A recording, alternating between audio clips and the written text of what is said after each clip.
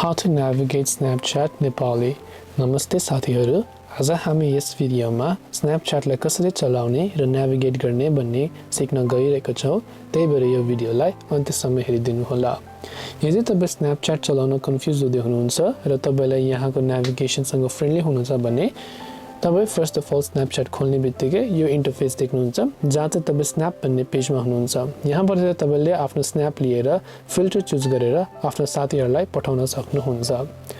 Now स्न्यापको साइडमा तपाईले बटममा चाहिँ यति धेरै खालको इन्टरफेस देख्नु हुन सक्नुहुन्छ जहाँ चाहिँ तपाईले यहाँ च्याट आइकनमा गएर चाहिँ आफ्नो साथीहरुसँग च्याट पनि गर्न सक्नुहुन्छ। यो आइकन भनेको स्न्याप म्यापको आइकन हो जहाँ चाहिँ तपाईले आफ्नो साथीहरुको लोकेसन र आफ्नो लोकेसन पनि शेयर गर्न सक्नुहुन्छ। यहाँ भने तपाईको आफ्नो फ्रेन्ड्स आइकनहरु जस्तै तपाईको स्टोरीज, तपाईको साथीहरुले हाल्नु भएको स्टोरीज देख्न सक्नुहुन्छ।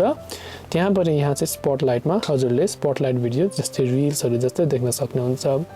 यहाँबाट तपाई टप लेफ्टमा जानु भयो भने आफ्नो बिटमोजी एभाटारमा आफ्नो स्न्याप स्कोर, आफ्नो होरोस्कोप, आफ्नो प्रोफाइलको सेटिंग्सहरु देख्न सक्नुहुन्छ र आफ्नो प्राइभेट सेटिंग्स कस्टमाइज गर्न चाहनुहुन्छ भने हजुरहरु यो पाङ्ग्रा आइकन आफ्नो टप राइटमा भएको आइकनमा गएर यहाँबाट आफ्नो पर्सनल सेटिंग्सहरु कस्टमाइज गर्न सक्नुहुन्छ। र यसरी नै हामी स्न्यापच्याटमा नेभिगेट गर्न सक्छौं।